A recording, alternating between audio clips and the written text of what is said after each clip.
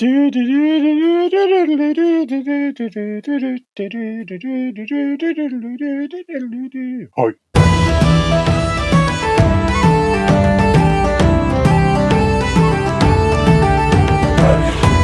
and welcome to another episode of Laying Down the Lore of the Old World, a lore podcast in which we aim to separate our ghouls from our goblins, our snotlings from our Skaven storm fiends, and our bloodthirsters from our bloodletters, and generally ask, what's up with this Warhammer stuff? Oh, don't have the energy for an interruption. My name is Bankroll Barber, and I know pretty much fuck all about Warhammer. With me is my co-host, Christopher Crowlin Allen. Blah. Morning. Who knows absolutely fuck all about Warhammer. Probably true. And my dear brother, Darren. We should do a Minecraft episode. That's good with the kids. Who knows so much about Warhammer, it's a wonder he has time to do anything else. After gathering online to slay some vermin in the name of Sigmar, this dichotomy between our levels of understanding became clear, and this series is an attempt to address that ignorance. Ignorance. We've got Kral yawning and Dar talking about Minecraft. You guys are you're throwing me off, guys. You're throwing me Happy off. Sundays. Take this show away. and put it in the bin. Take it away and never bring it back. Yeah, I never want to see it again. Why do you want to do a Minecraft episode? A Warhammer Minecraft? I don't, but, get the views up on things we don't have views on, listens.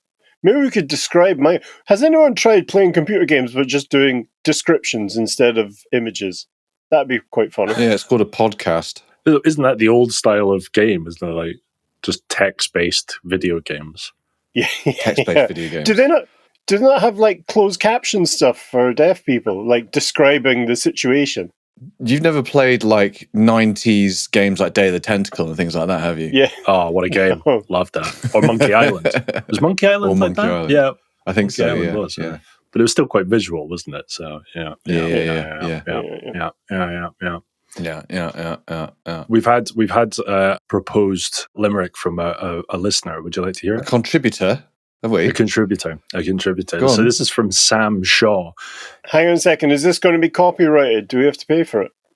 We do have to pay for it. Yes. Yeah. Okay. Balls. He will get a portion of the income from this show. Don't put that in writing, Ben. What the fuck is wrong with you? It's not in writing, Chris, unless they transcribe the episode. So don't tell them that they can. Anyway, go on, let's hear it. Right. There once was a man called Royster who lived to lick naughty nuns' oysters. He said it's such fun going down on a nun and making her moist in the cloister. Probably the best one so far. It's pretty good, Well isn't done, it? Sam. Yeah. Well done. No, I'm not clapping that. Are you offended? I have too much respect for nuns. What? What? Okay. All right. Fair enough. A nun once beat me until I wet myself. Yep. Really? Right. Okay. Yeah, I was 4. Wow. Yeah. Stick that in your journal. Well, this has turned into an unexpected mental health episode. The floodgates have opened. It's all coming out. Okay. I mean, emotion, not more piss. Yeah. A trauma off. Yeah. Trauma off?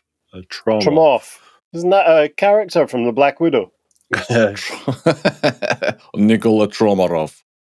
Actually, while we're on shout-outs, we also had an email from James Kout. Kout. How would you pronounce that? Kout? Kout? Kout. Yeah. Kout, yeah. James says he's in Greece at the minute doing up his grandpa's house and was messaging us to ask us whether we'd be interested in doing an episode on Head Taker. You know the book? Oh yeah, I just love that. Would we be interested in doing a couple of days of just day labor on his granddad's house? Yeah, he needs to knock a wall down. Needs some muscle to move some bricks. Queek Head Taker is a Skaven general, a war. Yeah, he said that there's a book by David Geimer. Yeah, it's pretty good.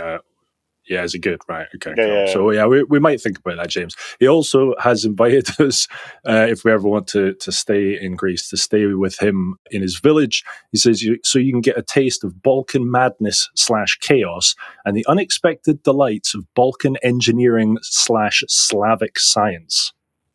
Amazing. Having seen Hostel, I'm not interested. Yeah. It's thanks for the email anyway, right? I don't think we're going to come stay. You've not really sold it to us. If I'm honest. Me, Amy, and myself are going to Greece next week, but we won't be in that area wherever it is. Where is it, Ben? We won't be there. I don't know. He's just in Greece. Yeah, dox him. Read out his email address. There, yeah. It's in the center of a small village, but it feels like central Athens from the amount of noise that's generated here. I'm sure I think there's enough evidence in this email for us to triangulate where he is, but I'm not going to do that because I don't care. That's a different podcast, mate. Yep.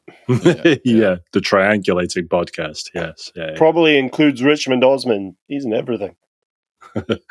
Right, big thanks to everyone that supports the show. You guys are great, and if you would like to support us, shut up. Fucking hell. If you would like to support us, there's a number of ways you can do that. You can head over to Patreon, you can sign up for our Discord for just £3 a month, and for an extra £2 a month, you can provide the aforementioned hand jobs and get access to our bonus show, Chunks of Dar. We also have merchandise and links to our affiliates. You can do it. To the end. If you're into the hobby, just in the corner, that's the link in the description. And give us all your money. This episode may also have some ads to help us create the content for free. So easiest way you can support us is just by letting them play. And what else can they do, Carl? You can subscribe and follow and like and subscribe and like and follow and like and follow, subscribe. In whichever any combination you like. Exactly. Yeah, man. Yeah. Free world. Follow, subscribe, and like how you want. Yeah, but you have to, so it's not that free. Yeah. You have to follow, and subscribe. Yeah. Right, Carl. You know what time it is. Blap, blap, blap, blap. Hello, Reichland. It's time for Sarah's Every Recap.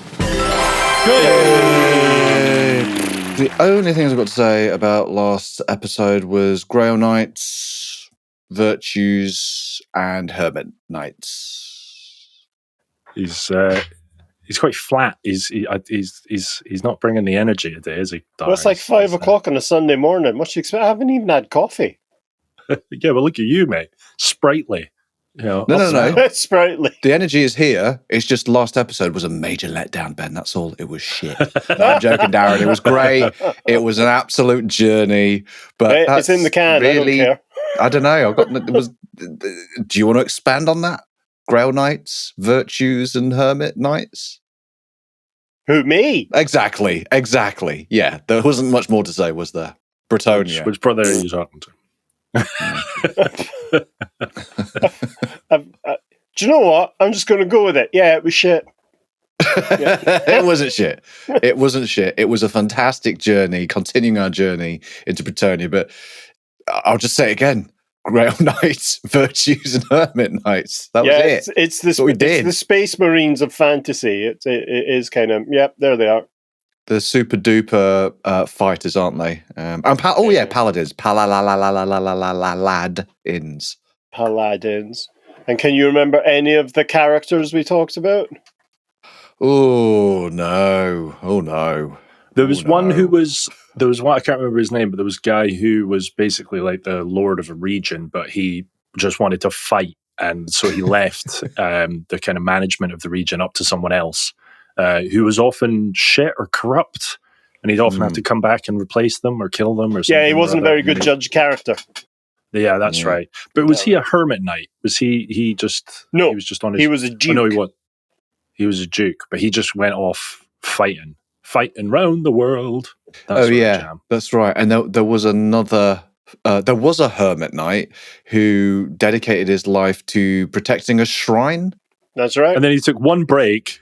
Yeah, he took one break for 5 minutes. Yeah. To bury his sister. Yeah. Oh, that was it. Yeah. Fair enough. Sister. Yeah, I feel bad now. Came back to a desecrated shrine, so he went on So he gave it some water. continent John spanning. Wicky. Yeah, he went a bit John Wick. He went on a continent spanning quest to seek vengeance. And what was the twist at the end? He was going after the final bandit leader or something, and there was something to do with chaos. Chaos got involved, or he became chaos. He became so obsessed with vengeance, he basically turned into a Grail Sith. The dark side got the better of him. Sort of, yeah. The bandit leader had become a chaos cultist, and Tzeentch was using the kind of vengeance quest that this Grail Knight was on to try and corrupt him. Yeah. It's all coming back to me now. It is. I have to say, it started off as a pretty disappointing recap, and it's actually turned out to be pretty wild. Yeah, one of my finest work.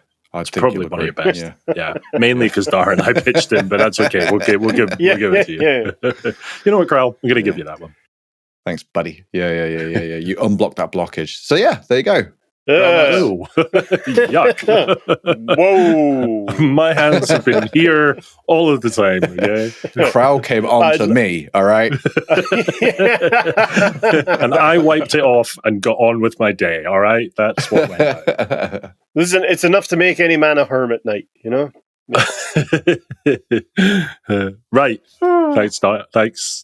Yeah, thanks, Star. Thanks, Kral. You're welcome. Now, other Kral, take it away.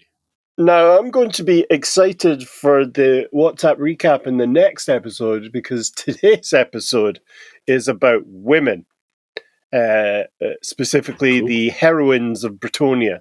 So I'm going to be interested to see just how glib the pair of you are. Next episode, yes. Kral, we've got a reputation to uphold. Please take very detailed notes this time. I will do. Grails. Get your grails at the ready. Oh, yeah, grails. I have my grail. So we're going to talk about the heroines of Bretonnian culture.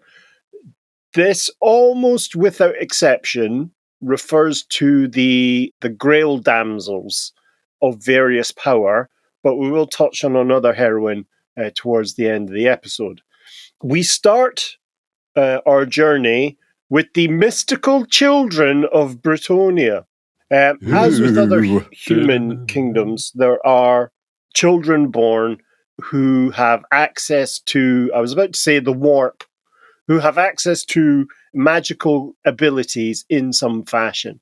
These kids are usually marked out with odd kind of either physical taint, in quotes, or they have a weird effect on the kind of the location where they live. So that's things like having heterochromia, where they have two different colored eyes. Oh, yeah. I'd love that. I've got heterochromia, but it's both the same. Doesn't that make you part husky? Isn't that what thoroughbred, purebred? I mean, it's an interesting take on Bretonnian culture, Ben, but you know. But isn't that what, is it purebred huskies have got the same thing? Yeah. They've got like they're witches, yeah. They're witches, yeah. Burn them. Yeah. Don't do that. They're beautiful animals. So either the different colored eyes, or like a sixth finger on a hand, and then we get into things like milk souring in their presence, or they have a capacity to predict the future, although how useful that is in a baby, I don't know. Or they see, they have, how wizards can kind of sort of see the winds of magic and spirits and stuff. They have that capacity as well. Yeah. The farting children of Bretonnia. They can see fear. Speaking of fear, they are in fact feared. They have no smell. Yeah. What a superpower. And the most horrific of all is, of course, the control of falcons. The children are feared by most Bretonnians who are, of course, deeply superstitious, because none of them are educated, simply because of the class divide within the country. They are often believed to have been touched by the magical beings of Athalorian. Or Athalloran. I mean that in the kind of mystical way, not in the Michael Jackson way. And some gifted children, in fact, show no outward signs of power at all until they blossom into their full magical capacity. Mr. Chris. You were alluding to the fact that you said that the Bretonnians are superstitious, and so they put those characteristics of these exceptional Bretonnian children down to supernatural behavior. But actually, in the world of Warhammer, where magic indeed does exist, I put it to you, sir, that they are actually just magical children. Yeah. Oh, yes. They are just magical children. They have a capacity to be able to touch the winds of magic. And my point is the Bretonnian serfs aren't wrong. They're supernatural. They're superstitious, but rightfully so. Yes, but it's the overreaction of witch burning. Oh, okay, fine. That kind of thing. It's how they deal with it, which is the problem. They don't have the correct context for magical children, which is a weird sentence to say. Mr. Ben. Yeah. What wind of magic turns milk sour? Is it dar? Do you turn... Rude? Do you sour milk? I don't know. It's the honest answer. I can't think of something funny. Is there a wind of age? Is there a wind that's related to time? In this house, certainly. I would have thought, the death. Is that purple amethyst? That's yes.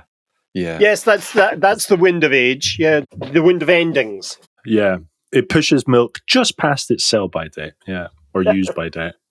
So the fate of these gifted children, for the kids that are born into noble families, a lot of them send their kids to study magic in Altdorf. And so you get these effectively French battle wizards swanning around the battlefields. Yeah. However, most... miming everywhere. Yeah. I don't know why a French battle wizard is funny. There isn't anything inherent in that sentence that's funny. But... yeah. God, I love France. I just love the idea of a wizard standing there in like a long trench coat, smoking a Galois, kind of just like being over everything. Just like, whatever. Slashing last night's paintings. I hate my paintings. Most of these enchanted children are visited by the Fey Enchantress, the high priestess of the Lady of the Lake, usually before puberty, and then are taken to the Lady of the Lake's own kind of personal pocket dimension called the Other World. God, Neverland. The Other World. Yeah, sorry. Oh, dear. Is the Fey Enchantress a title? And are there new? Is she different people? Like, does she across the generations? We're gonna cover that when we cover the Fey Enchantress in this episode. Oh wow! So I don't have to wait. Once these kids have been, you're gonna have to wait a little bit longer now for that sassy interruption. Fair, I'll take it. Most of the kids are mourned as if they are dead once they've been taken by the Fey Enchantress, but it is considered a great honor that can bring influence but doesn't really tend to. Let us not labor under the illusion either that all of these children are girls. There are a lot of boys as well who are taken. Some, if they're born into nobility, are able to get into the study of magic in the Empire, or they flee to Estalia or Tilia. But most of the young boys taken by the Fey Enchantress are never seen again. And the girls themselves do return, but it's often to be grail damsels. So these are the priestesses of the Lady of the Lake. Grail damsels then, once they return, serve the Lady of the Lake as priestesses and are imbued with quite a fair number of supernatural powers, mainly kind of tied to nature, mainly tied to the land of Bretonnia. And they act as advisors to the nobles and sort of act as interpreters of the kind of lady's will. the ladies' kind of ideals for the nobility of the country. They're all known for being outstandingly beautiful and long-lived. There have been a handful of cases where promiscuity has been, or accusations of promiscuity have been leveled against them. None are ever known to have borne children. So they are of both worlds. And they're often accompanied by Chris's favourite type of warrior, the Grail Knights, as we discovered, both as protectors and lovers. So anyone who's seen the recently cancelled Wheel of Time series, which, let me just say, I thought was really good and was better than not having a Wheel of Time TV series. I struggled with that. I'll be honest, Darren. I struggled with that series. Oh, I can't stand your hatred, Chris. It's just full of vitriol today, isn't it? Yeah, it's the relationship between the Aes Sedai and I think it's warders, the wardens. On some occasions, that kind of link exists, or that kind of relationship exists between the damsel and the Grail Knights. Mr. Chris. Is there any theme or common denominators between the children that are taken by the Fey Enchantress? They're all magical. Oh, yeah, there is that. Yeah. Cool. Yeah. No, funnily enough, no, because the magical ability appears randomly throughout a given population. So, no. It's a great question, but there's no specific it's pretty random, link. Pseudo-random. Yes. Yeah. It's apparently random. Let's say that. Yes, I don't know if there's any mechanism in the background. They might exhibit magical behaviours. Yeah, got it. Yes, magical behaviours. I think Ben was either offering us a cheers, a toast there, or he has a question. I keep picking it up to go drink my coffee, and I don't want to do that because I don't want to become king. So, I'll look at that back there. Well, get over yourself. Yeah. Honestly, Ben, I wouldn't worry about it. Fine, I'll give it a shot. Fuck you guys.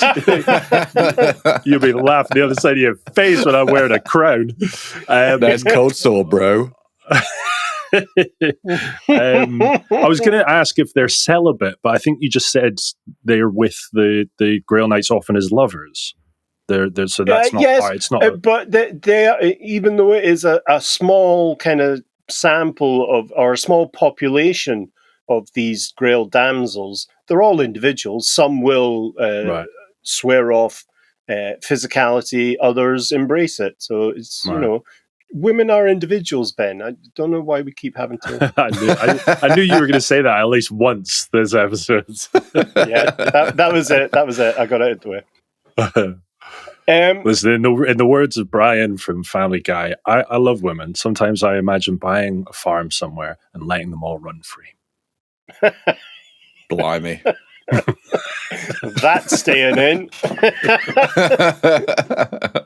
Given that they're tied to kind of the land of Bretonnia and the goddess, they defend the land with their magical capacity. So in the fantasy battle game, when it was pre being blown up in 2015, they used the winds of magic associated with life and beasts, I think, or life and nature. In the Old World, the reissued game, they use a kind of the general battle magic, but they also use elementism and illusion. Plus, they have a range of magic. Illusions, Michael. Illusions. Look in the eyes, not around the eyes, look in the eyes. And so in battle, they used defensive magic to protect the warriors of Bretonnia, of all stripes, not just the knights. They can bombard their enemies with ranged attacks, be it, summoning beasts or... I thought you were going to say rainbows there. Rainbows, no. Bombard them with rainbows. Yeah. And in Pride Month too, Ben. That's outrageous. Yeah, there you go. And so, but they also command the very land of Bretonnia through their command of nature. So they can. It's very funny. It's written in one of the books is the damsels can attack their enemies with trees, and I'm not entirely sure I know what that means. Are they all vaguely Scottish, tossing cabers at their enemy, or do trees suddenly come up through within their ranks? I like to imagine them just uprooting several 100-year oaks and just thwacking their enemies like a baseball bat. Yeah. Whoa! It was actually one of the damsels that destroyed that tree on Hadrian's Wall, the one that was famously in the Kevin Costner Robin Hood film. Yeah. Evidence of magic, yeah. Yeah. Or chainsaws. Magic chainsaws. It was a magic chainsaw. They can summon down lightning and, all the classic tropes. But an interesting callback to one of our earlier episodes is they also have command of birds. So you can get, I'm not going to say falconed, but you could probably get a good sparrowing if you're facing off against a good finching. Good shovage. What's wrong with you? I've got thrush. Moving on. Nice. Where? Down there. Most, but not all, of the Grail damsels are seen riding unicorns into battle. Actual as mounts, not as kind of as Ben's hippogriff thing. Or griffin thing, I beg your pardon. That's a shame. That's a shame.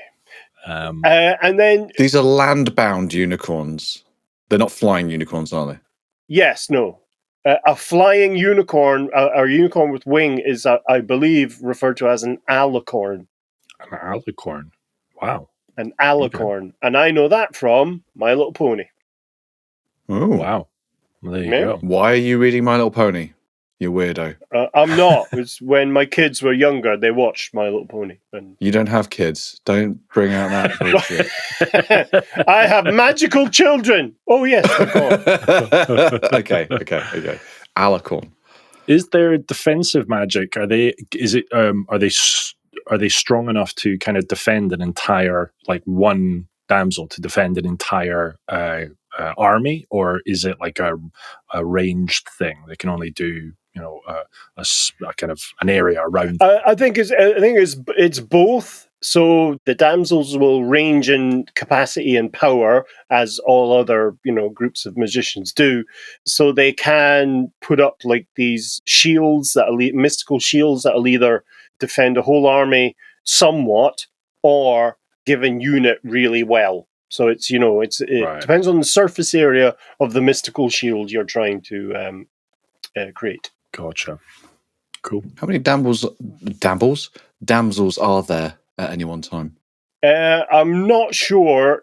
There would be probably less than 100, possibly even less than 60.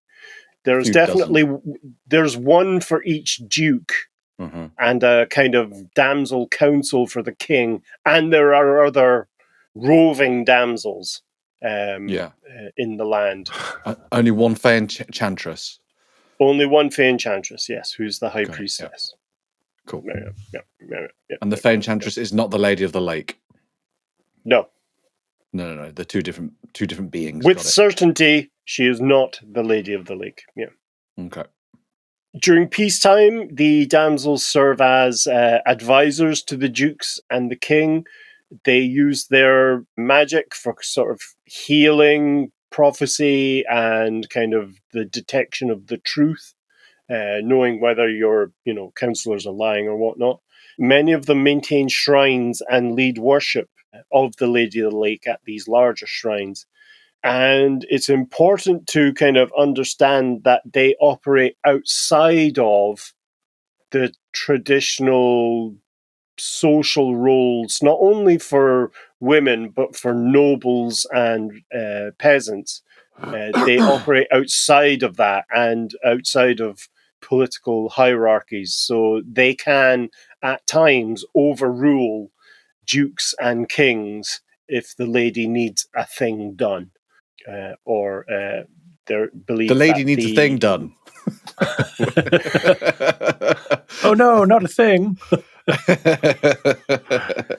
Presumably, all of the nobles and king and dukes and whatnot understand and respect that. There's never a question of their authority. They don't try and kind of shoehorn these damsels back into the kind of restrictive existence of other women in Bretonnia. Oh, I'm sure it happens all the time. I'm sure they're being diminished by men who want political, Fucking military, and social power, right? In terms of the leadership of Bretonnia. But when the Lady of the Lake's got your back, and you're surrounded by your unit of boyfriends, in some cases, the Grail Knights, not a lot of people are going to kind of try and get one past you, but I'm sure it happens. Cool. The damsels are amongst the greatest of the human kind of spellcasters in the setting, backed as they are, immediately by a goddess, and who is an interventionist goddess. Is that's the important part to make there. And they themselves are seen as divine gifts from the Lady of the Lake to the people of Bretonnia. And many, I'm sure, again, there are exceptions, but many are treated that way, as kind of living embodiments of the lady herself, even though they are distinct and unique people. In terms of their abilities and powers, they have the aura of the lady, which gives a kind of shielded resistance to the damsel and any kind of unit or group that she joins. They can cause, their aversion to ranged weapons. They do have shield spells that can cause arrows just to vanish midair as they're heading towards their, the Bretonnian army. And through their use of a kind of nature and illusory magic, they can summon things like mists onto the battlefield. They can hide so the Bretonnian forces can kind of redeploy while hidden. They can, in some instances, not teleport, but suddenly a unit of enemies marching through a forest suddenly finds itself marching for days rather than, an hour, right, as it gets lost in there. I love the idea that these two armies are on the battlefield and then suddenly a cloud just descends on the Bretonnian army and the other army are like, where'd they go? It was like, they're in that cloud, dude. Like, it's clear as that they were there 2 seconds ago. Let's just go into that cloud. We'll find them. They'll be there. Don't worry. And then when the mist clears, it's just the Bretonnian army, but they've all got like twigs and branches in their helmets, and they're standing really still. Yeah. Mr. Chris. The attire of the damsels, I imagine they're barefooted and they've got like long flowing white gowns, forever clean, that kind of thing. Yeah, there's light. There's just always light coming. They ain't from clad in plate armor. Yeah, no. No. Do they have magic? I'm assuming they have magical armor of some form. No, they have magical protection. Yeah, you're right. Okay. Yeah. One of their more kind of famous capacities in terms of magic is when they are faced off against enemy characters, enemy heroes, or enemy magicians. They can simply turn them into toads. Pesky. Excellent. Particularly a custom, a dedicated spell or hex for casters. You're a caster, you're now a frog. Yeah. And there are, in fact, and in the game, you can actually get toad miniatures to represent the enemy character is now a toad. Anyone who's played Talisman, the board game, knows how irritating it is when you're turned into a toad because you lose all your belongings. Because you're a fucking toad. Because you're a fucking toad.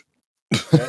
Does it have a length of time that works for? Does the enemy character turn back into themselves? They can do. There's various kind of how would you describe it? Like mental character saves. Yeah. Right. Okay.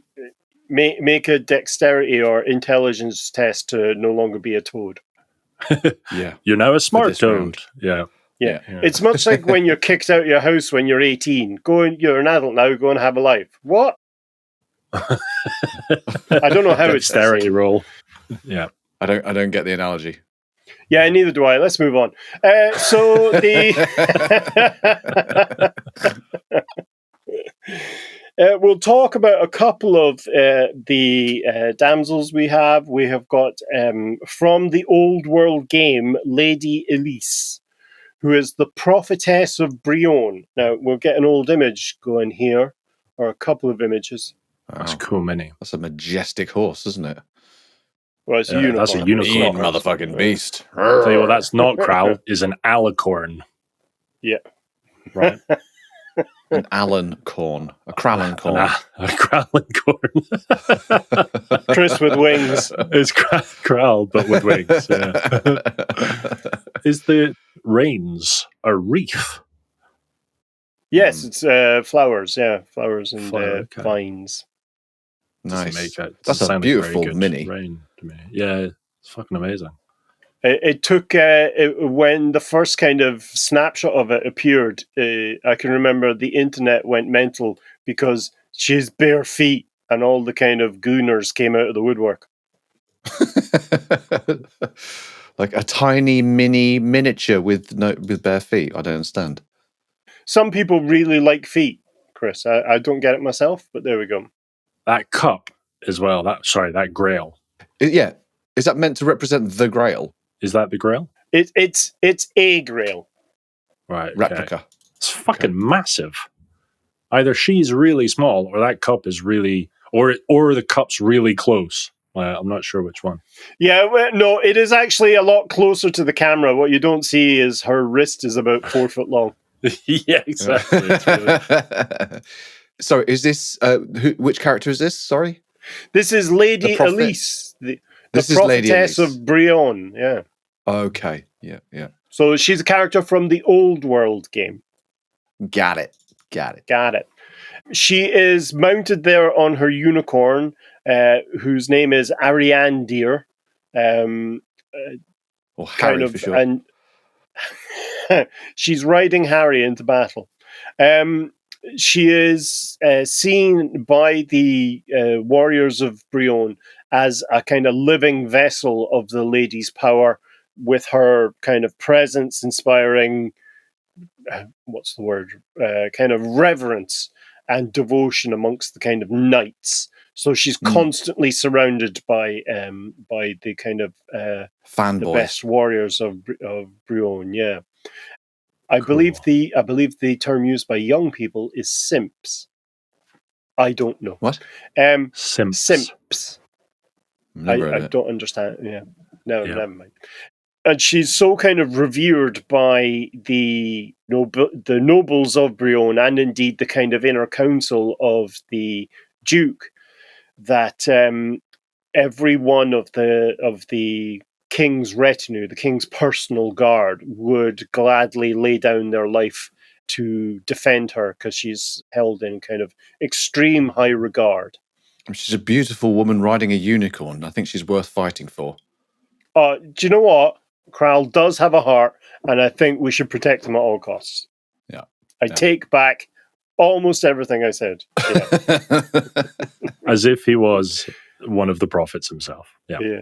So she is she's no slouch on the battlefield, and is the kind of arcane guardian of Brinne, and indeed has saved the life of the Duke Gastile himself several times on the battlefield.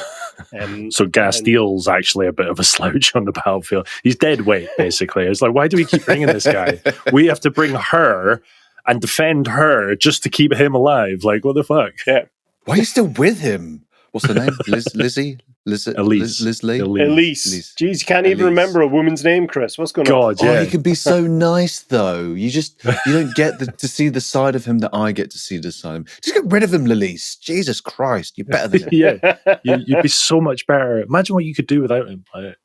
I think what you're describing there is the first kind of tendrils of feminism in Bretonnia, where they have these female leaders who are far more competent than the males, and thus, social change begins. It's a grassroots movement, quite literally, because wherever she walks, grass shoots up. Really? No. She could be... I was going to say, she could be a chaos warrior then. A certain chaos warrior had a very similar ability, didn't he? Yeah. Go on then. What was his name? His name was... Robert Paulson. Yeah. His name was Robert Paulson. Yeah, I'm sticking with it. Thanks, Ral. What was his name? Breath of life. Breath of something. Breath of life was the power. Yeah, it's Arbol. No, it's not Arbol the Undefeated, because that is a Cornate one. Oh God, I don't know his name. This is the podcast version of that scene from fucking Monty Python. What is your favorite? So of note, 3 kind of great battles were of note, where she has kind of Aegle Hellbrass. Victory. Aegle Hellbrass. Aegle Hellbrass. Well done, Growl. Just the way you speak, Chris, and I think the mic cut off, it did sound like you were saying anal hellbrass. I'm like, whoa, that sounds like a very busy weekend. How do you get a taxi from there? Yeah. Yeah. You certainly wouldn't walk. In the depths of one of their kind of very snowy winters, Élisse's magic granted not only strength and resolve to the kind of flagging knights of Bretonnia, but kind of empowered their lances a little to be able to pierce the hides of the many kind of monstrous beasts that are found in a beastman bray herd, and so thus gave them that kind of edge for victory. Edge for Victory also sounds like a video I'd watch. It's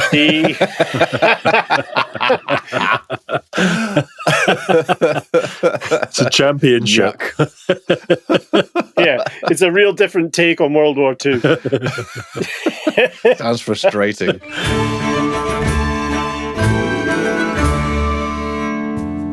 Right, storytelling time. Crowley, we want 3 prompts from you. I will provide a negative keyword, and Dar has to tell a story in 2 minutes. Yeah.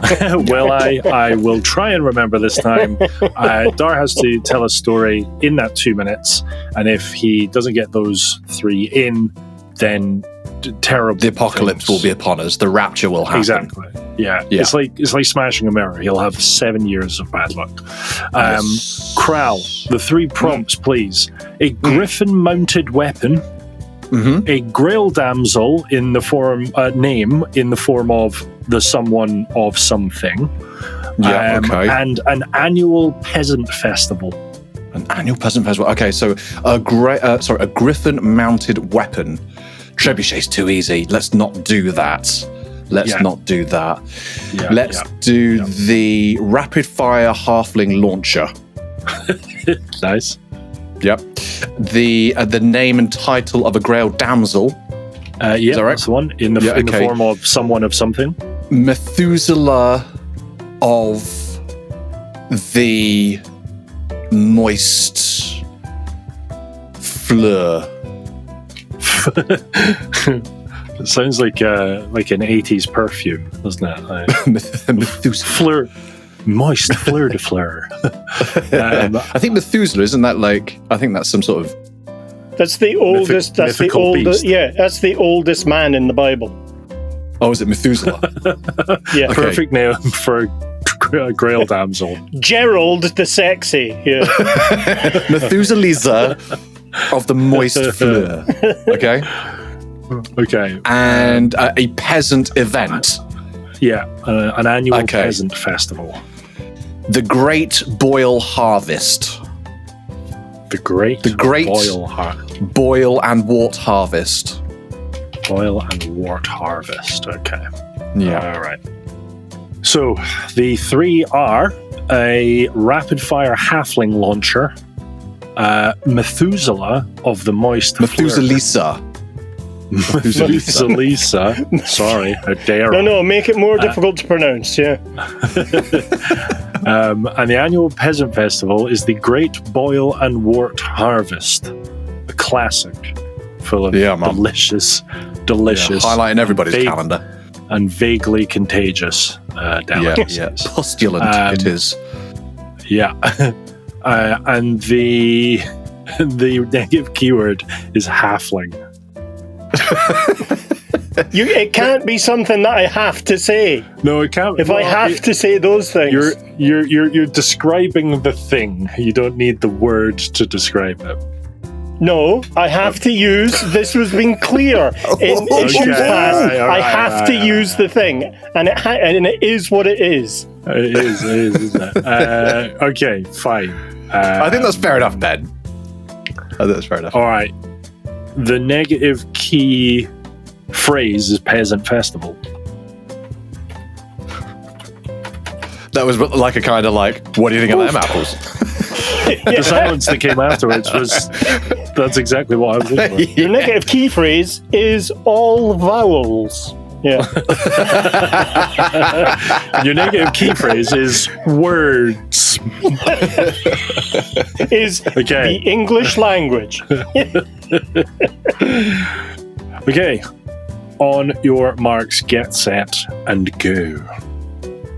It has been well documented that Bretonnians are not allowed to use ranged weapons other than the trebuchet, which has been used for, I believe the correct term is donkey years, within the country, synonymous as it is with Bretonnia. There have been many attempts to get around this prohibition, and one of the more unusual harkens back to a poor party season where a band of roving halfling chefs irritated their noble patron in Bretonnia so much that he ordered a device to be constructed that would catapult these halflings from the back of a castle, from either a fixed emplacement or on a large monster, such as a griffin.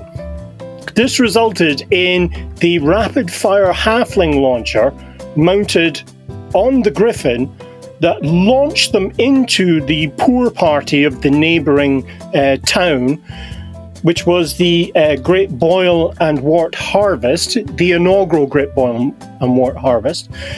Unfortunately, a number of halflings slammed into a damsel known as Methuselisa of the Moist Fleur. Unfortunately, she was also a devotee of Nurgle, and so the combination of halfling bits and Nurgle bits created an ongoing poor party in its name. Nice. Yeah, that was all right. Peasant festival, you lose. Okay, yeah, right. Yeah, I was, if I'd finished a bit further, I would have just added that in at the end. Yeah. Your time is up. Peasant festival. Sorry, Frodo. Peasant festival. Edit that in. Ben wins. Rumble. Hey. Nice. Well done, Mum. Too easy for you, mate. During the invasion of Wa Lance Snapper, which I think is just nominative determinism there. If you're not called Lance Snapper, you're going to go where the lances are. She personally slew the orc war boss, Daddy Lance Snapper himself, with a conjured blade of fire. She summoned a sword of fire, and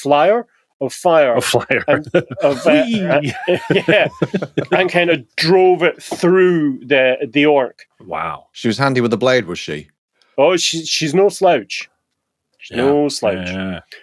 And then during one of the many invasions by the Tomb Kings, known as the Battle of the Citadel, the prince, the Tomb Prince, the Tomb King, Polthor, and others. I don't know what it is. I can't, because I've not had coffee. I'm not with it. This is weird. This is weird doing a record with no coffee. And so the prince struck down that useless foreskin of a man, Duke Gastile, and unleashed kind of a devastating magical blast I'm going to guess from the chalice, kind of just threw a drink in his face, effectively vaporizing the Tomb King and saving the Duke's life. So fairly handy on the battlefield is Lady Élisse. Just a side note on the old lance snapper. If you're going to fight somebody called lance snapper, maybe don't take a lance. Bring a hammer. Yeah. Bring your nunchucks. Because you're going to get there and it's going to be like, oh, fuck. My name's not Sword Snapper. I'm fucked. Yeah. I also love the idea of just chaining two lances together to make them nunchucks. They're not lances, Like, they're nunchucks. Yeah. Now you're screwed. I don't even know what that is. Yeah. A thing that should be mentioned here is that she is also the apprentice of the Fey Enchantress, the high priestess of Bretonnia. Okay. Who we will discuss now. So the Fey Enchantress is the high priestess of the Lady of the Lake in Bretonnia and acts as the kind of mortal voice of the goddess to the nobles and peasantry of the Kingdom of Bretonnia. She's so much like the other Grail damsels that are kind of outside the social and political hierarchy within the country. She sits almost above the both the social and political hierarchy, where even kings must kind of heed her counsel as she speaks, as if, how would you describe it? The nobles are encouraged to think of her as, when she speaks, it's the Lady of the Lake speaking. Because in many cases, it actually is. The Grail Knights are bound by their kind of Grail oaths to obey all of her commands, and placing her commands above that of their own loyalty to dukes or kings. So she can kind of flip the script at a moment's notice. Mr. Chris. This is why you should always read the terms and conditions. We're so quick just to hit I agree. Scroll, I agree. Yeah. As all three of us have kind of discussed in the past few episodes, she has almost complete authority when it comes to times of royal succession to be able to appoint a new king, especially when there is no direct heir. So, she goes, that one. And then everyone has to pick. Everyone has to agree that that's the new king. As we saw with the affair of the false grail, where they had imprisoned it and the guy claimed to have married the Fey Enchantress and was thus the new king. Mr. Ben. Does that mean then that the Fey Enchantress is in essence the ruler of Bretonnia? Well, if the king bends the knee to her, doesn't that mean that she is kind of by default the kind of main leader? The king doesn't bend the knee to her, and she doesn't rule. She selects who the king is going to be, and then very much that and therefore is rules. Then, yeah. It's but she can also supersede his, if he says, right, we're going to go and march this way, and the Lady of the Lake's actually like, oh, it's actually going to be a bigger problem if we don't go that way. Yes. She says that, and then they all do that anyway. So yes, but that's not happening on a daily basis, because the selection of the king, if there's no direct heir, they're selecting someone who's going to carry out the will of the lady purely through his own what's the term? His own personality is aligned with that of the Lady of the Lake already, because Bretonnia is set up, the nobility is set up in a way to support whatever the Lady of the Lake wants. It's interesting. There's a great irony kind of written in there that you're talking about this like kind of very, very strict patriarchy that is behind the scenes a matriarchy. Yes, and I would point anyone who's interested. I can't remember the name of the book. It was an anthropological study of like the Highlands and Islands of Scotland, where I'm really summarizing here. In any given situation, there would be one man who would have the skills or the the knowledge to lead in a given crisis or crises or project.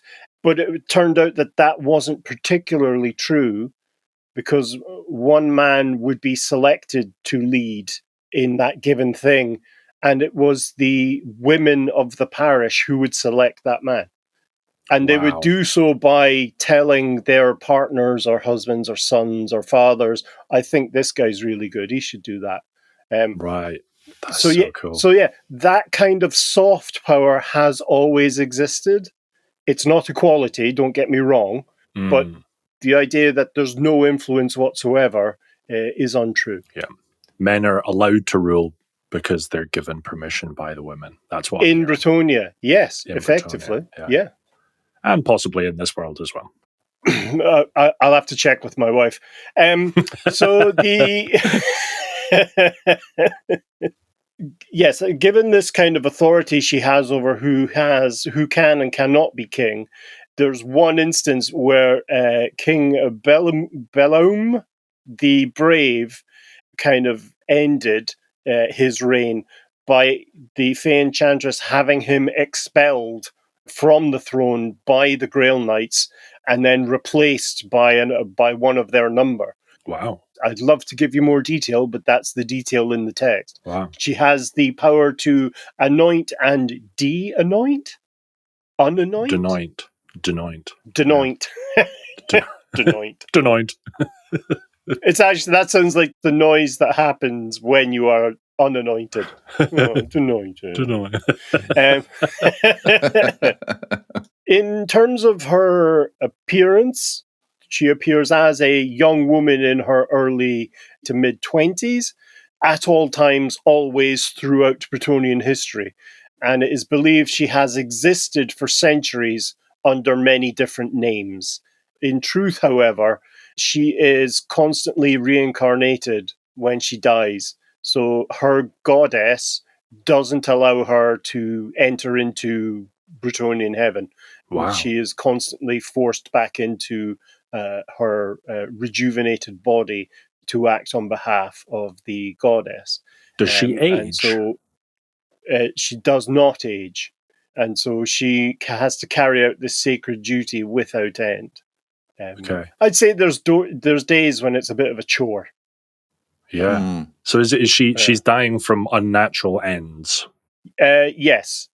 The Fey Enchantress, yes, operating outside of kind of Bretonnian society, answers solely to the Lady of the Lake. And so she explains herself to no one. And is this embodiment of the kind of lady's will to such an extent that she appears to questing knights towards the end of their kind of final journey to meet the lady, to kind of aid them. If you recall, we mentioned that you only get to that kind of the moment of truth where you kind of internalize that you're never actually going to meet the lady, but you keep going with the quest because that's what you swore to do, and then you meet the lady. It's within that kind of area that the Fey Enchantress can appear to questing knights to kind of, go on, son, you're doing great, keep going. Okay. Go on. Pep talk. Does she prepare the Grail Knights for the encounter, like you get the kind of royal serfs? So when you meet the Queen or the King, don't speak unless spoken to. Bow forward. Yeah. Please don't say fuck or bugger. Yeah, exactly. And for God's sake, don't mention the war. I suppose sometimes, yes. She is the maitre d' of the Lady of the Lake restaurant. The Cantina. Cantina. Never mind. Play that same song. While she is known throughout Bretonnia and beyond as the Fey Enchantress, she does actually have a name. She was a mortal human at one stage, known as Morgiana. Morgs. Which is, Morgiana. M money. M dog. Morgs there. Yeah. So when she's not advising or usurping the Bretonnian throne or appearing as the kind of waiting staff of the Lady of the Lake in the final moments of a quest, plus the steak sandwich. I could really go for a steak sandwich, actually. So anyway, sorry. She is also the one kind of traveling through Bretonnia, seeking out these enchanted kids to take to non-rapey Neverland. So she is the one who's traveling through the countryside, and routinely she's able to detect stealing children in a good way. So that it's okay because she's a lady, is it? Is it acceptable because she's a lady? Yeah, that's exactly weird. Yeah, yeah, that's very strange. And so she takes these children into the other realm or the other world, and it is noted that she teaches a lot of them. It's not just left up to the Lady of the Lake to manage the day-to-day education of the magical kids. Although I like to think there's some sort of academy, kind of like a Disney creepy, like wholesome. Ugh. Yeah, like a creepy Hogwarts. So Hogwarts is there. Come on, it's pretty fucking creepy. It is creepy, yeah. As we said, the girls that are taken into the other world who have this magical capacity, many return as damsels of the lady, much like Élisse, Lady Élisse, the prophetess we discussed earlier. And so they come back to enforce the will of the Lady of the Lake, mostly with soft power, but sometimes with hard, unyielding power to make sure Bretonnia is steering in the way that the lady wants. The boys who are taken into the other world are similarly trained and become kind of magical and mystical knights who serve the lady directly, either as her kind of pantheonic guardians or as kind of almost like, if you recall from the 40k series, the Legion of the Damned. Do you know, when the Imperium of Man is his most direst threat, these kind of ghostly warriors appear. It's that kind of vibe. They Grom Brindle in. Exactly right. Seducing and slaying in equal measure. Hashtag Grom Brindle.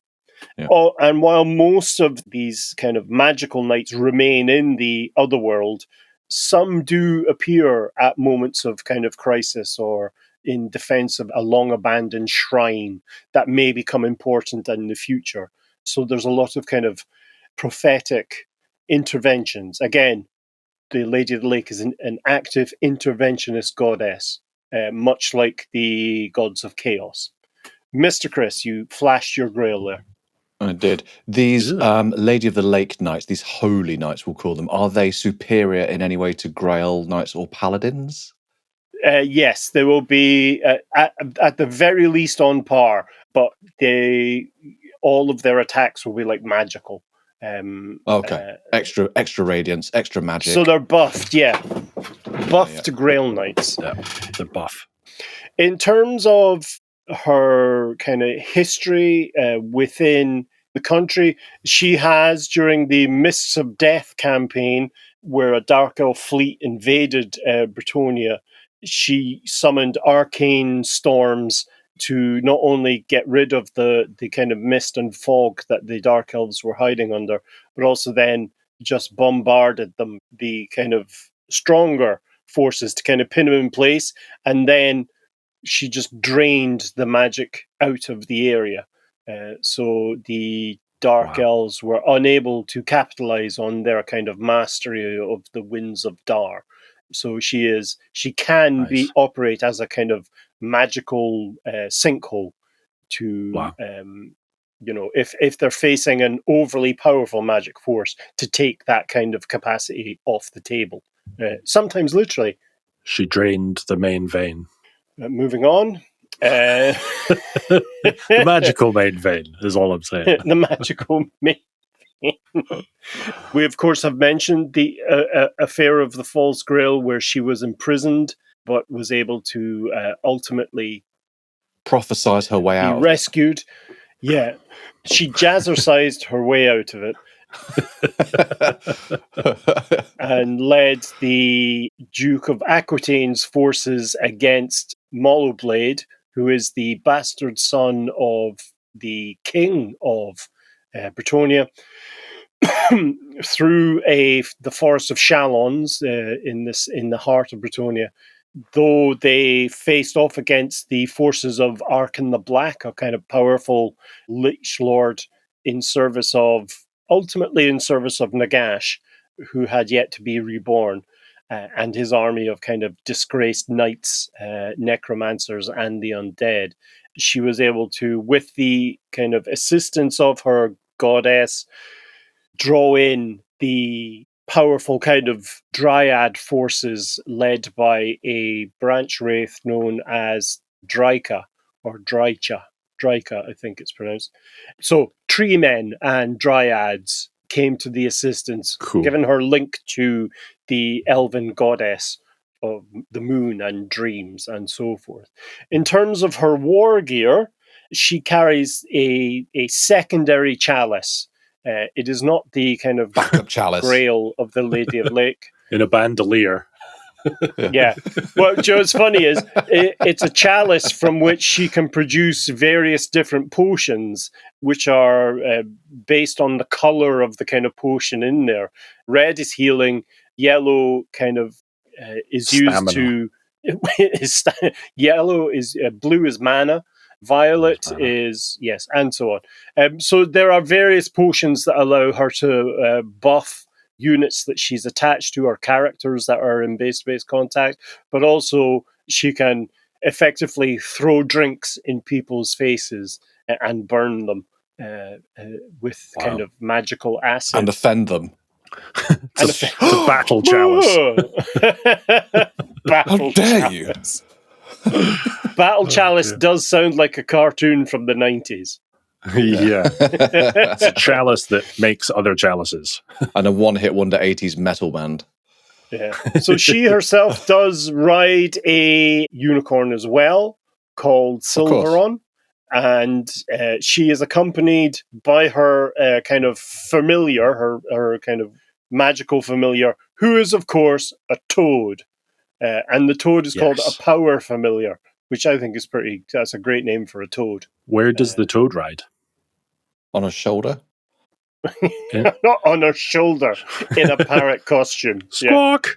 Yeah, with a big beak. She's got a chalice in one hand and a toad in the other. She's like, her hands are literally full. Yeah, but it's a battle toad. Yeah. Yeah. Oh, okay, fine. She's holding the toad and the sword in one hand. Yeah. We've got a cheeky image here. So this is kind of a lore-accurate artistic rendering of the Fey Enchantress appearing to a Grail Knight. I really like it as a piece of art. So she's in the middle of a capoeira dance, kind of like. Yeah. She's actually just about to kick his ass. And then we have the miniature, which compared to the more modern miniature of Lady Élisse is absolute dog shit. Wow. Okay. That is a really underwhelming unicorn, isn't it? Yeah. You've just got a horse and stuck a branch on its head. Yeah, dude, we can see the straps holding the branch. Like, that's It's not even a horse. It's actually those Grail pilgrims just dressed as a white horse. In a really convincing costume. Yeah. Sorry, we're probably giving the artist a discredit here, so apologies. But it's so much better than anything I could ever, I will say though, the proportionality of the Grail is much better. Although he's got the Grail right, but the head's too big now, That was quite a common thing with old minis, though, wasn't it? The head was often kind of disproportionate to the body, wasn't it? At that scale, at the kind of heroic scale, as it's known, which operates somewhere between 28 to 32 millimeters, the hands and the head have to be slightly larger than they would be normally, because it just looks emaciated. Otherwise. Oh, interesting. So it's a scaling issue. Yeah. The Fey Enchantress. She plays a fairly significant role in the end times. So once we get to the end times, we'll be diving more into her, I was about to say chalice, more into her character and her ultimate fate. But in terms of the femme wonders of Bretonnia, it's not all magic, otherworld, bare feet, weird-looking unicorns and chalices of variable sizing. Sometimes... There's also mud. There's also mud. There's also knights. We've mentioned previously, when we did the kind of history of Bretonnia, Repanse de Lyonesse, who is the Joan of Arc of Bretonnia. Cool. So this was a peasant shepherdess from Lyonesse who, once there was a chaos invasion sweeping Bretonnia and the horde slew Louis the Brave during one of the many battles of Couronne, and then moved on to kind of ravage the kind of countryside around it. Her own village was reduced to ash, and her family either kind of scattered into the wind or dead. And amidst the kind of smouldering ruins, the Lady of the Lake herself appeared to Repanse in a vision and commanded, saying, "Repanse, rid my land of these foul foes, for they do offend me with their presence." Very similar to the kind of command that Joan of Arc received. She basically just said, "Go fuck those guys up." Proper. Yeah. And so Repanse donned the armor of a knight who had fallen and kind of got hold of his frightened kind of war horse that was still alive. And then, I'm suspecting, with the permission of the Lady of the Lake, broke into a reliquary in the village's Grail chapel and retrieved a sword, and then tore down a tapestry which bore the fleur-de-lis, the kind of the symbol of the quest in Bretonnia, and fastened it to her lance as a battle standard. And then she rode alone into the kind of ongoing morass battle going through Lyonesse. And while she was just a simple kind of peasant girl, many of the knights who had kind of failed in battle, who were disheartened and kind of downcast by the death of their king, were shamed by the kind of courage of this young woman and the kind of divine aura that surrounded her with the blessing of the Lady of the Lake. And so they rallied to her tapestry banner. That must have weighed a ton. Tapestries are not light. Yeah, fucking hell. Makes it even more impressive then, doesn't it? Oh, yeah. And she's bearing a tapestry. Yeah, at length. Yeah. Again, much like questionable sculptors of miniatures, better than I could do. I can barely hold up myself. Yeah. You have to have some serious whatever that muscle is. Is that, I don't know, is that your trapeze? Delt. With a very, very strong aim. How is she holding the lance to her? She gallops into battle and all the other knights are like, yeah, you're not doing that right. What is she doing? Let me tell you, if you see someone charging into battle and they're holding their lance rectally, you will think twice about messing with them. Yeah, exactly. Yeah. She's charging backwards, though, surely. No, she's mounted backwards. She's charging forwards. In battle, then she led the disheartened forces of Lyonesse into battle against the Lord Karen the Blighted, the Chaos Lord, and eventually found herself face to face. Kharan. Not Karen. Karan. Yeah. Karan. Almost like corn. Yeah, that kind of notion.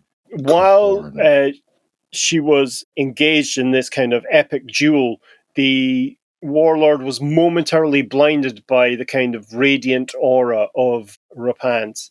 And in a swift kind of spinning slice, she beheaded the Chaos Lord, breaking the enemy's morale, and was thus able to drive the entire horde back into the sea, much like that kind of opening bit in the 300. That's a good movie.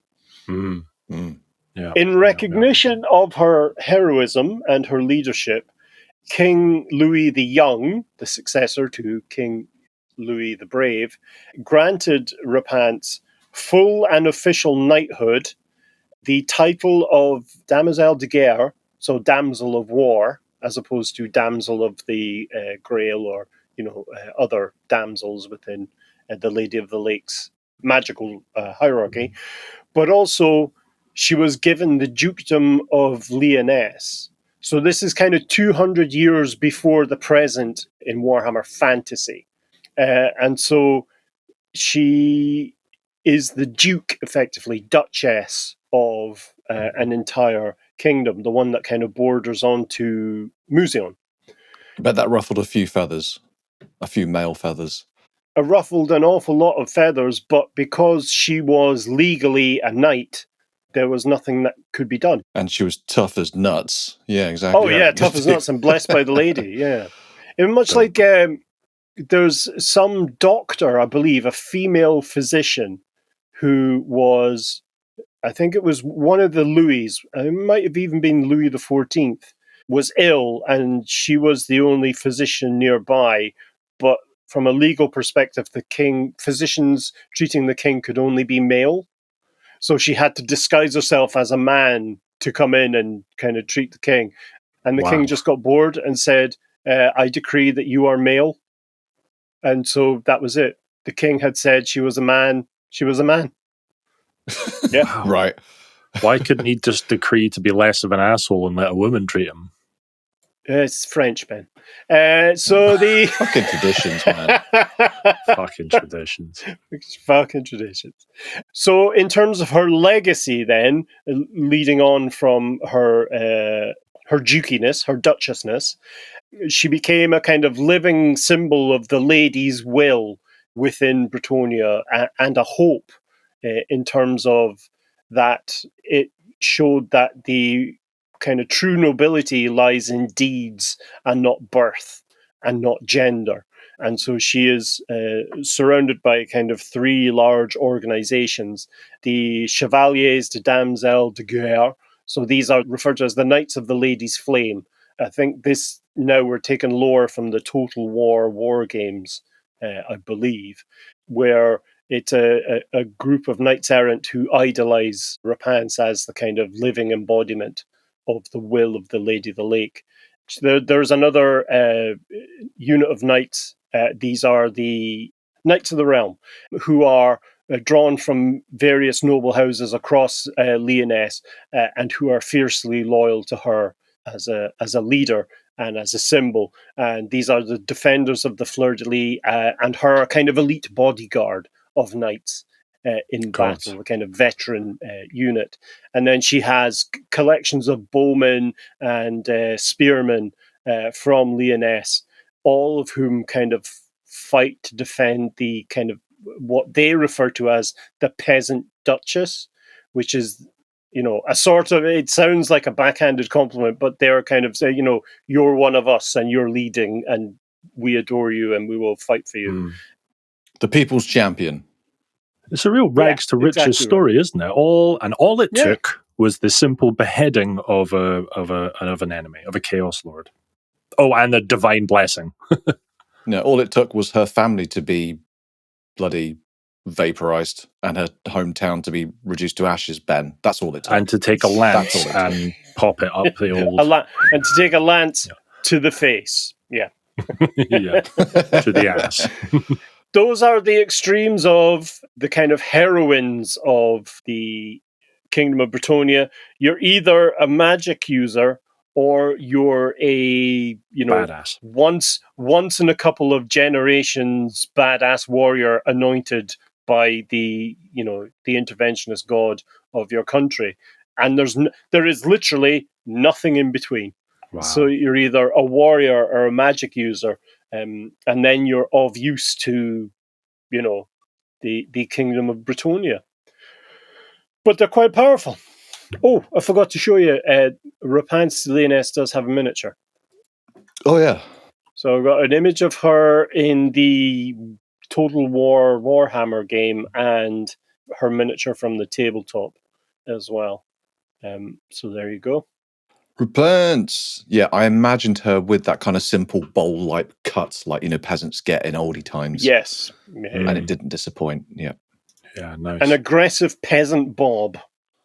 I believe is that haircut? Although I could be wrong. That picture of Repanse from Total War with the knight to her left, he's got a rook, a chess piece rook on his noggin. Yeah. He can only move forward and sideways.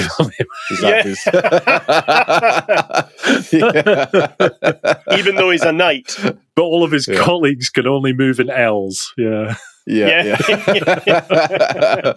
It's a bit of a, I mean, I'm sure he's very mighty, but looks a bit silly with the old rook on his head. A bit of a design kind of. Yeah.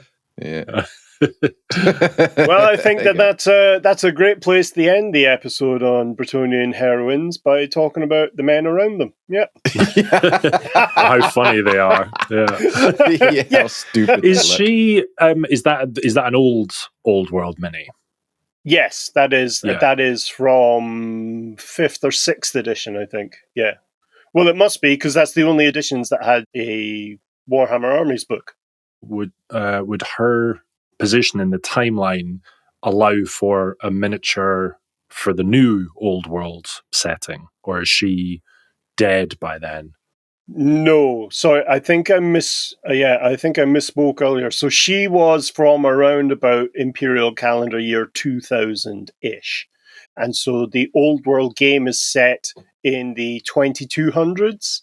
Right. And the fantasy battle kind of world-ending events kick off around 2520-ish. Right. So she's 500 years before the kind of the accepted end date of fantasy for this podcast. Right. That's a shame, because I think that would be an amazing mini if they remade it, especially if they did the same kind of level of job they've done on, what was the first one called? Lady Élisse. Lady Élisse. That's we just can't seem to remember her name. As we've mentioned previously, Games Workshop is starting to, have female knights as well in their army, just as just as miniatures, not necessarily needing different rules or anything like that. But it's becoming more accepted that there are female warriors in Bretonnia who fight either as men or have been accepted as warriors within their kind of regiment. So that's changing. And is that the case across the other? I mean, I know that it's quite common in elven armies that there's a mix of male and female characters, even on the kind of the lower ranks. But is that the case with the Empire as well, or the other races? I think it will become the same. I'm not sure that it is at the moment.